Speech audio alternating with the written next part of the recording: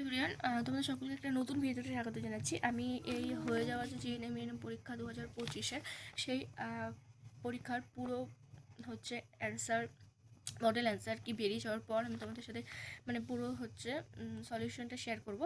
ভিডিওটা আশা করি লাস্ট অবধি দেখবে এবং কার কত নাম্বার হচ্ছে সেটা আমাকে অবশ্যই কমেন্টে জানিও। তো আজকের প্রথম প্রশ্ন যেটা আমার সেটে ছিল, নিম্নলিখিত কোনটি স্টেরয়েড হরমোন নয়? তো এখানে থাইরক্সিন বাদে সবগুলো স্টেরয়েড হরমোন, অ্যালডোস্টেরন, অ্যান্ড্রোজেন আর এস্ট্রোজেন, প্রোজেস্টেরন, টেস্টোস্টেরন, এগুলো আরও উদাহরণ। তো এখানে থাইরক্সিন হবে T4 যার সংকেত। এরপর হচ্ছে সূর্যালোকের সাহায্যে ত্বকে কোন ভিটামিন তৈরি হয়? Vitamin D. আমরা এটা সকলেই জানি, ভিটামিন ডি ত্বকে সূর্যালোক শোষণে সাহায্য করে এবং মানে আমাদের ঘামকে ভিটামিন ডিতে পরিণত করে। এবার হচ্ছে মানুষের স্বাভাবিক রক্তের পিএইচ এর মান হচ্ছে, আমাদের স্বাভাবিক রক্তের পিএইচ এর মান হচ্ছে 7.4। তো এখানে এর কাছাকাছি যে অপশনগুলো আছে তার মধ্যে সঠিক হবে সি নাম্বার অপশন, যেটা 7.35 থেকে 7.45 অব্দি। 4 নম্বর প্রশ্ন ছিল, মানব মস্তিষ্কের কোন অংশ শ্বাস প্রশ্বাস নিয়ন্ত্রণ করে? এখানে হবে মেডুলা অবলংটা, এই অংশটি। তারপর হচ্ছে নারী প্রজননতন্ত্রের কোন অংশ ডিম্বাণু উৎপন্ন করে? এটা ফ্যালোপিয়ান নালী হবে। তোমরা জানো যে এখানে লাইফ সায়েন্স থেকে 50টা প্রশ্ন থাকে, 25টা প্রশ্ন থাকে 1 নম্বরে। না দেখে নাম নাকি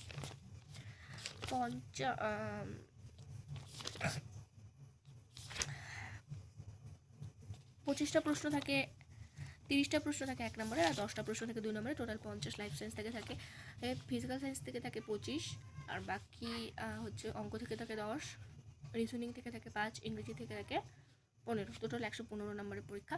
তো এবার 6 নম্বর লাইফ সায়েন্স থেকে যে প্রশ্নটা ছিল সেটা হচ্ছে, অ্যাসকর্বিক অ্যাসিড হলো ভিটামিন সি সংকেত। এর ভিটামিন ডি মানে সংকেত মানে ভিটামিন সি রাসায়নিক নাম ascorbic acid. Vitamin D calciferol, vitamin A retinol, vitamin E tocopherol, vitamin K phylloquinone বা ন্যাপথেকুইনন, আর ভিটামিন বি তো বিভিন্ন ভাগ আছে, সেইগুলো হচ্ছে B1 thymine, B2 riboflavin, B3 হচ্ছে পেন্টাথেনিক অ্যাসিড, B1 হচ্ছে থায়ামিন, B2 রাইবোফ্লাভিন, B3 হচ্ছে niacin, B5 পেন্টাথেনিক acid, B6 pyridoxine, B7 বায়োটিন, B9 folic acid, B12 হলো সাইনোকোবালিন। তো সব ভিটামিন রাশির নাম জানা খুবই গুরুত্বপূর্ণ এবং তাদের অভাবজনিত রোগ এটাও জানা খুব জরুরি। বিভিন্ন কম্পিটিটিভ এক্সামে এখান থেকে প্রশ্ন এসে থাকে। এরপর হচ্ছে রক্তের কোন কোষগুলো অক্সিজেন পরিমাণ করে? কোন কোষগুলি? এখানে হবে লোহিত রক্তকণিকা অর্থাৎ আরবিসি। আমরা জানি আরবিসির মধ্যে হিমোগ্লোবিন থাকে, যেটা রক্তে অক্সিজেন পরিবহনের জন্য দায়ী। তো এখানে আরবিসি বা লোহিত রক্তকণিকা কারেক্ট অ্যান্সার হবে। তারপর হচ্ছে ডায়রনের মতবাদ স্বীকৃতি দেয় না। তো ডায়রনের মতবাদগুলি যোগ্যতমের উৎপাদন, প্রাকৃতিক নির্বাচন, অস্তিত্বের জন্য সংগ্রাম, এগুলো সব ডায়রনের মতবাদ। কিন্তু এখানে যেটা আছে ব্যবহার অভ্যাস সূত্র, সেটা ল্যামাকের মতবাদ। এবার হচ্ছে সবুজ পাতার কোন অংশ আলোক বিক্রি করে? আলোক বিক্রি হয় সবুজ পাতার মানে ক্লোরোপ্লাস্টের গ্রানে আলোক বিক্রি হয়। তো এখানে সি নাম্বার অপশন হবে। আবার যদি কোন অংশ যদি বলতো অন্ধকার বিক্রিয়া, সেক্ষেত্রে হতো ক্লোরোপ্লাস্টের স্টোমা। এবার হচ্ছে নিম্নলিখিত কোনটি রেচনতন্ত্র অংশ নেই? এখানে হবে জরায়ু, এটা প্রজননতন্ত্রের অন্তর্গত। আর রেচনতন্ত্র মূত্রনালী, গর্ভিণী, মূত্রথলি সমস্ত রেচনতন্ত্রের অংশ। হচ্ছে পরিপাকতন্ত্রের কোন অংশটি পুষ্টি শোষণের জন্য দায়ী? ক্ষুদ্রান্ত ভিল্লি। মানব হৃদয়ের হৃদযন্ত্রের সাধারণ ও প্রাকৃতিক পেসমেকারটা হবে এসএ নোট। আর যদি বলতো হচ্ছে কি রিজার্ভ পেসমেকার কোনটা, তাহলে হবে এভি নোট। এরপর হচ্ছে শ্বাসতন্ত্রের কোন অংশকে ষড়যন্ত্র বলে? সেটা হচ্ছে ল্যারিংস। তারপর হচ্ছে মানুষের স্বাভাবিক মুদ্রের ঈষৎ হলুদ বর্ণের জন্য দায়ী হলো ইউরোক্রোম। শুক্রাণুর উৎপাদন স্থল হচ্ছে লেরিক কোষ হবে না, এটা শুকনালি হবে। আমি এটা লেরিক কোষ করেছিলাম, তো এখানে আমার নেগেটিভ যাবে। এরপর হচ্ছে মেনিনজিস পদের মধ্যবর্তী তরলটি হচ্ছে সিএফসি, সেরিব্রোস্পাইনাল ফ্লুইড। এরপর হচ্ছে কেটিনিজম আর মিক্সিমার কারণ হলো থাইরক্সিনের স্বল্পক্ষরণ। থাইরক্সিনের স্বল্পক্ষরণে ছোটদের কেটিনিজম এবং বৃদ্ধ অথবা বড়দের মিক্সিমার রোগ হয়। তারপর 18 নম্বর প্রশ্ন, স্তন্যপায়ী প্রাণীর নিষেক প্রক্রিয়া সম্পূর্ণ হয় কোথায়? এটা হবে হচ্ছে জরায়ুতে। আমি খুব দ্রুত খালি কোশ্চেন আনসারগুলো শেয়ার করবো, ডিটেলড কোনো কিছু আলোচনা করছি না। এবার হচ্ছে যে রক্তনালী হৃদয় থেকে রক্ত পরিবহন করে তাকে বলা হয় ধমনী। কোন রক্তের গ্রুপকে সার্বজনীন দাতা বলে? ও গ্রুপকে। ও নেগেটিভ হবে। তারপর হচ্ছে মানুষ হৃদপিণ্ডের কোন অংশটি খুব পুরু বা সবচেয়ে মোটা? সেটা বাম নিলয়। যে হরমোনটি মূত্রত্যাগ পদ্ধতিকে প্রভাবিত করে সেটা হচ্ছে ভেসোপ্রেসিন বা এডিএস, অ্যান্টিডাইউরেটিক হরমোন বলা হয়। তারপর হচ্ছে অক্সিটোসিন হরমোন, এই এডিএসকেই বলা হয়। এবার যে রেটিনা কোন অংশ দ্বারা চোখে আলো প্রবেশ নিয়ন্ত্রণ করে? সেটা আইরিস মানে চোখের পাতা দ্বারা। এবার হচ্ছে ডেন্টিয়াল ফর্মুলা অফ অ্যাডাল্ট হিউম্যান মানে পরিণত মানুষের দন্তের সংকেত আমরা জানি ইনসাইসোর, ক্যানাইন, প্রিমোলার, মোলার। তো এখানে এটা I2, কানাইন 1, P2 আর মোলার 3। তো এটা হলো 2 নম্বর অপশনটা। তো বি নম্বর অপশনটা এখানে কারেক্ট হবে। বিসিজি টিকা দেখা হয় যক্ষা রোগের জন্য ব্যাসিলাস ক্যালমেটিকোরের। এই বিসিজি সম্বন্ধীয় একটা প্রশ্ন এসেছিল প্রিভিয়াস ইয়ারে এই জেএনএম পরীক্ষাতে। এবার হচ্ছে দিয়েছে এটা কোন অসুখের বিরুদ্ধে সেটা। এবার হচ্ছে 26 নম্বর প্রশ্ন দেখো, কোন ধরনের রক্তনালীতে রক্তের উল্টা প্রবাহ ঠেকাতে ভাল্ব থাকে, সেটা হচ্ছে শিরা হবে। এবার মাইটোসিস কোষ বিভাজনের পর একজন পুরুষের ক্ষেত্রে ক্রোমোজোম সংখ্যা হবে 44 + XY আমরা জানি, আর যদি এটা মহিলার ক্ষেত্রে বলো তাহলে হবে 44 + XX।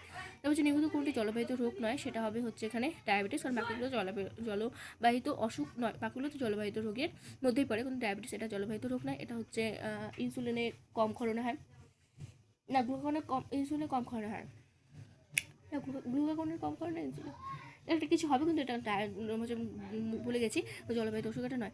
পাখির দ্বারা পরাজ্য পদ্ধতিকে বলা হয় আর্নিথোফিলি, এখানে অ্যানিমোফিলি এটা অ্যানিমেল দ্বারা হবে। তারপর হচ্ছে নিয়মিত কোনটি আম গাছের কোষ এবং বাদুড়ের কোষ মানে উদ্ভিদ আর প্রাণী উভয় কোষে পাওয়া যায়, সেটা হবে কোষ পদ্মা। আর কারণ মানে আম গাছের কোষ মানে উদ্ভিদ আম, আর বাদুড় মানে প্রাণী কোষ, এর মধ্যে উভয় ক্ষেত্রে পাওয়া যায় কোষ পদ্মা। এবার হচ্ছে 2 মার্কসের কোশ্চেনগুলো দেখে নাও।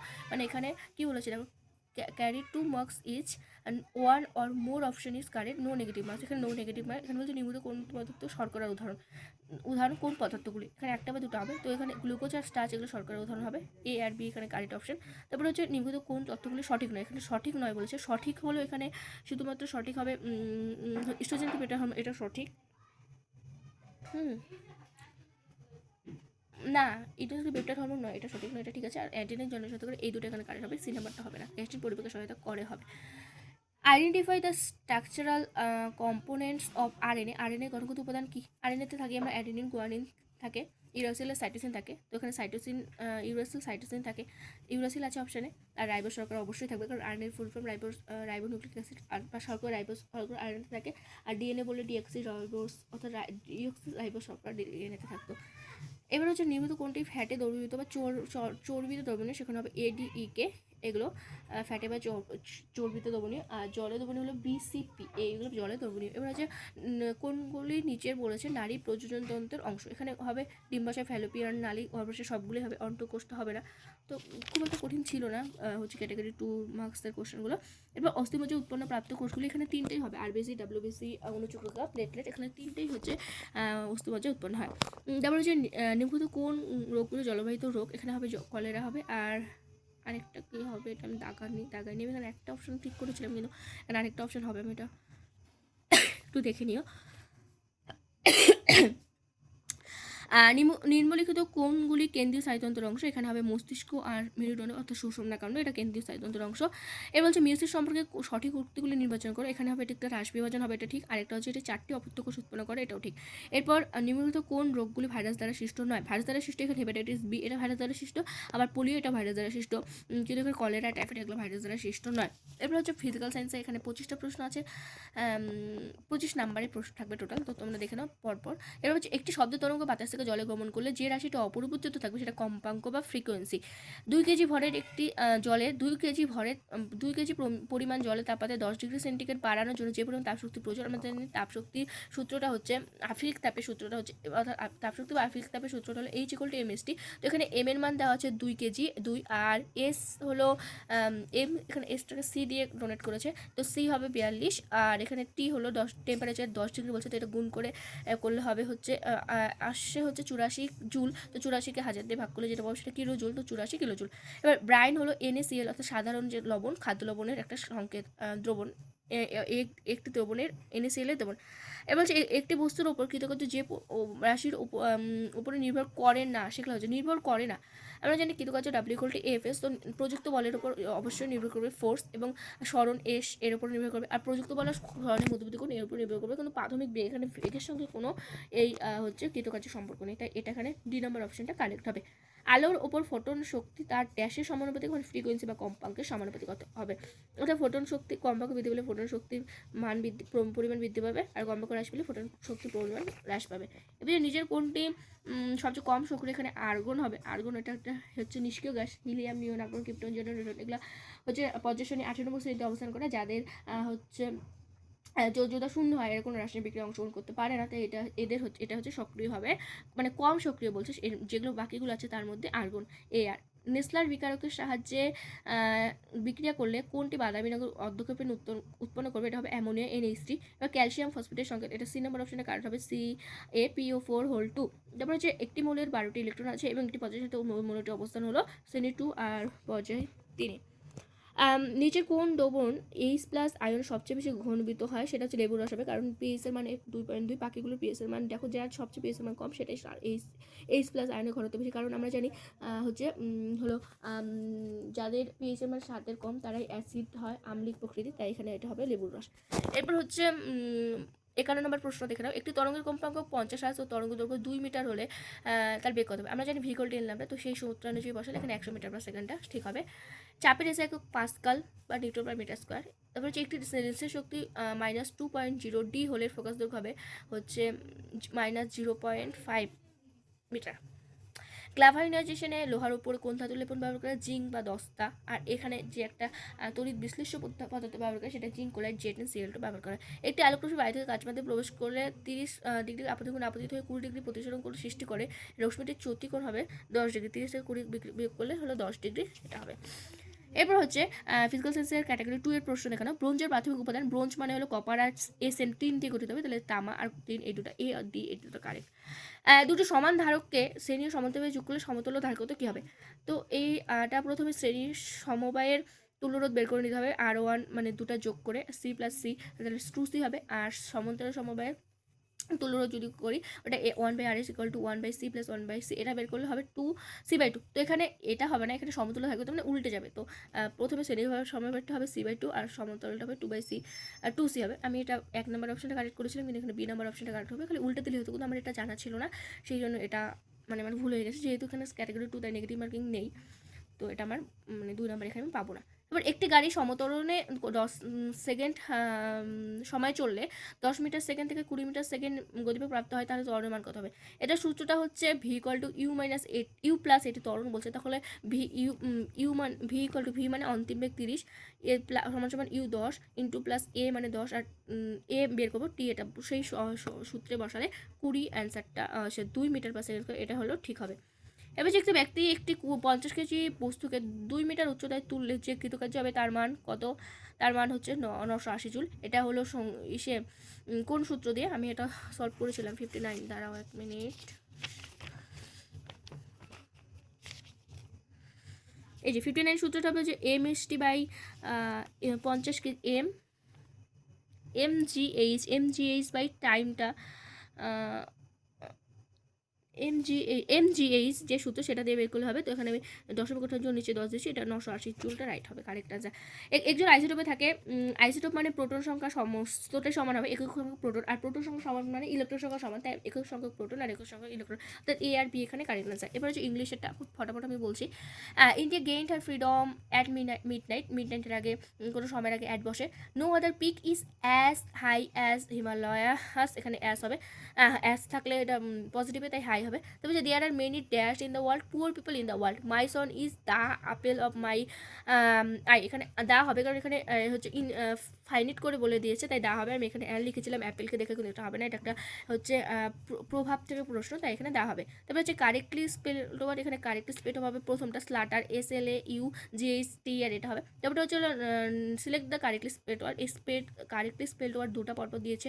ওকেশন, এটা মাঝে মধ্যে এই OCCASION, ওকেশন মানে মাঝে মধ্যে, এটা পরে সি নাম্বার অপশনটা কারেক্ট হবে।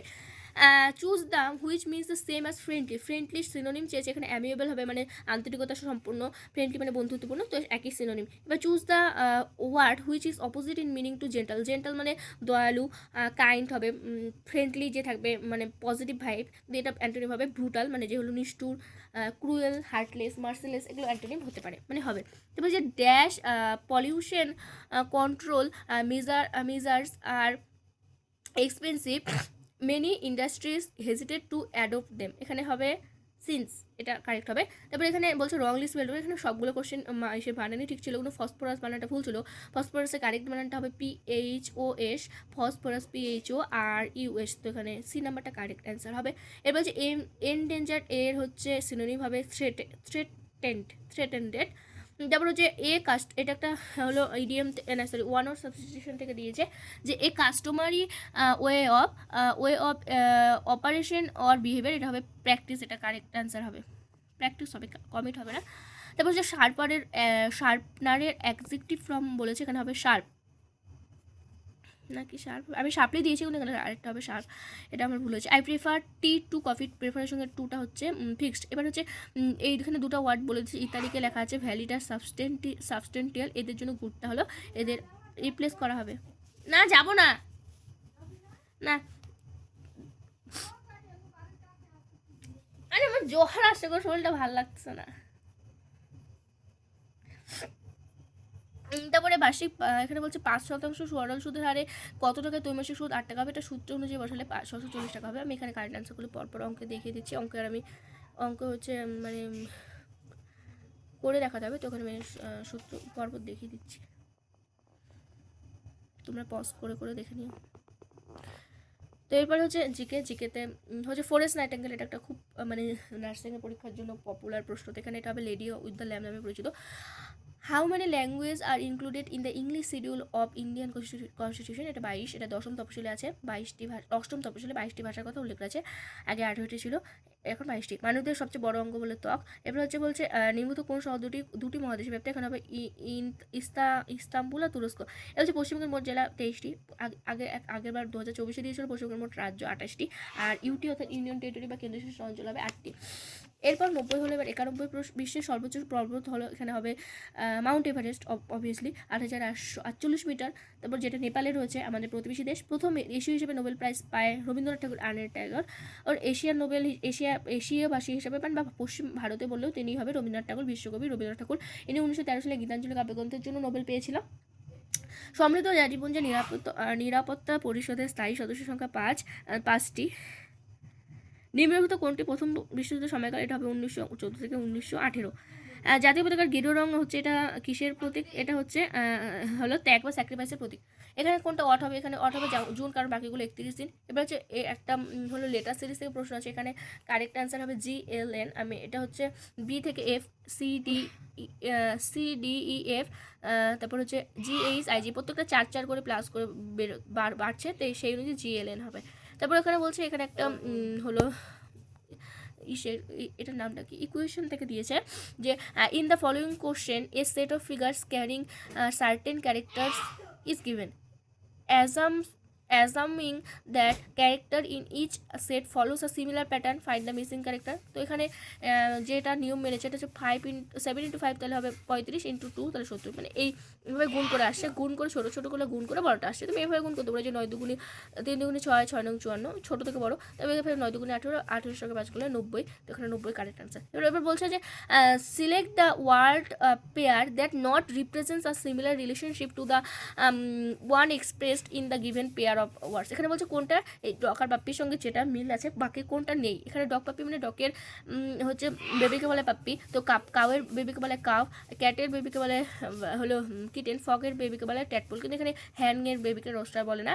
এটা কি বলে আমি সেটা জানি না, কিন্তু এটা হবে না সেটা আমি শিওর। তারপরে হচ্ছে আরেকটা হচ্ছে নাম্বার সিরিজ থেকে প্রশ্ন আছে, 7-এর পরে 11, তারপর 19, তারপর 31, এখানে কী হবে, তারপর 67। তো এখানে দেখা যাচ্ছে প্রথমটা 4+ হচ্ছে, তারপর 8, তারপর 12, তারপর তাহলে 4 করে বৃদ্ধি পাচ্ছে, তাহলে পরেরটা হবে 16, তাহলে 16 যদি 31-এর সঙ্গে প্লাস করি তাহলে হবে 47। তো আমি তোমাদের সঙ্গে 100টা প্রশ্নের পুরোপুরি মানে হচ্ছে কোশ্চেন অ্যান্সার হচ্ছে যতদূর পেরেছি সলিউশন ডিটেল আলোচনা করার চেষ্টা করেছি।